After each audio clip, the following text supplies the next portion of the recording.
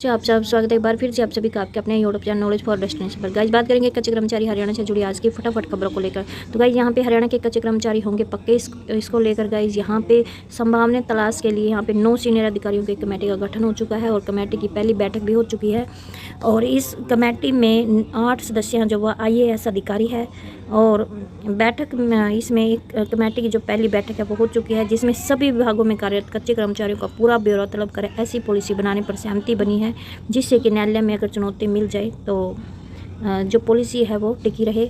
फिलहाल गाइस इस पर फैसला होना बाकी है कि 5 साल, 10 साल, 15 साल या फिर 20 साल से कार्य कर रहे कच्चे कर्मचारियों को, मतलब कितने साल से काम कर रहे कर्मचारियों को इसमें शामिल किया जाएगा।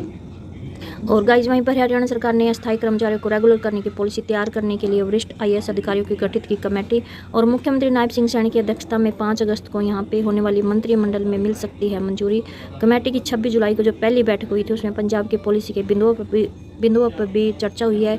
इसके अतिरिक्त ड्राफ्ट पॉलिसी की बैकग्राउंड में हाईकोर्ट में दायर एक याचिका और एक अपील में की गई टिप्पणियों को भी इसमें खास तौर पर ध्यान रखा जा रहा है, ताकि अगर हाईकोर्ट में कोई चुनौती मिले तो ये मतलब हाईकोर्ट में ये पॉलिसी है वो टिकी रहे।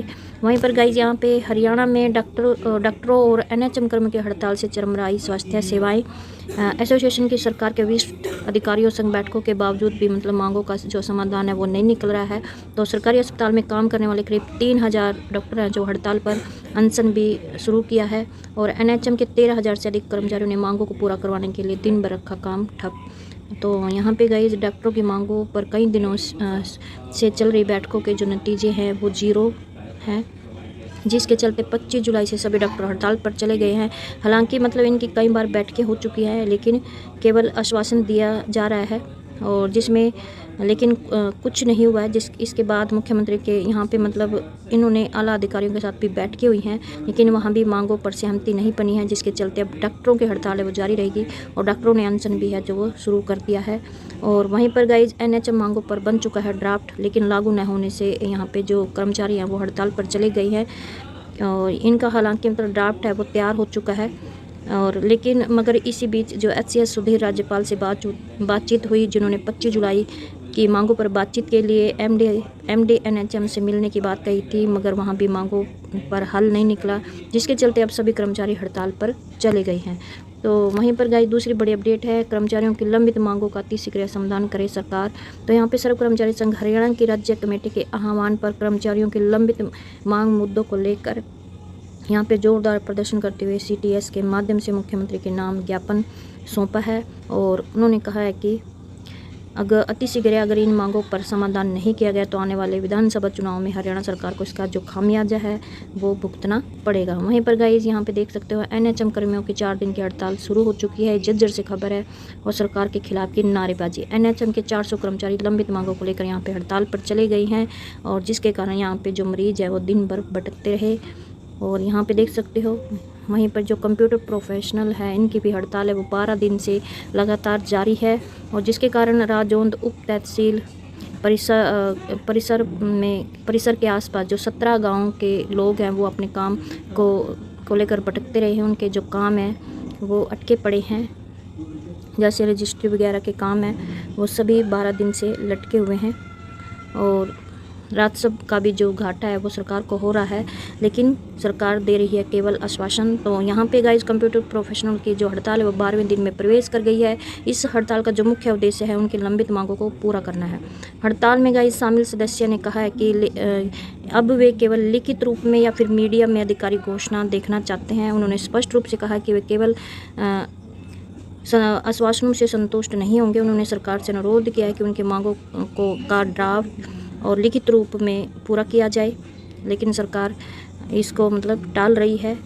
लेकिन अब वे कर्मचारी इस उम्मीद में हैं कि उन्हें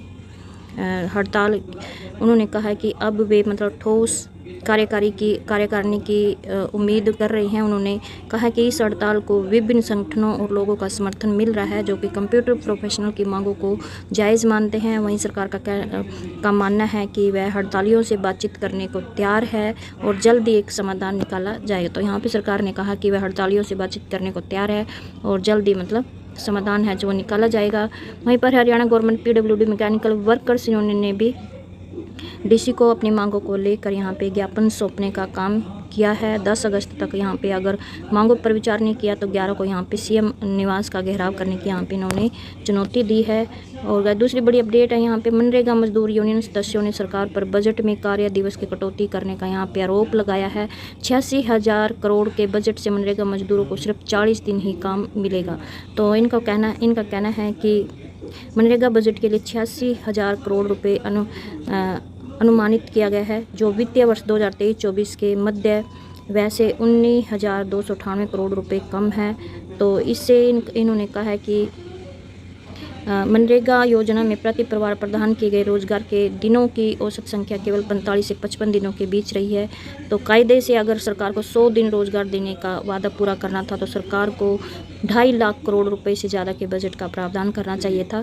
तो यहाँ पे सरकार ने बजट में जो कटौती की है इसको लेकर इन्होंने मनरेगा मजदूरों ने आरोप लगाया है। तो दूसरी बड़ी अपडेट है, वेतन बढ़ोतरी और अन्य समस्याओं को लेकर दमकल कर्मी विधायक से मिले हैं।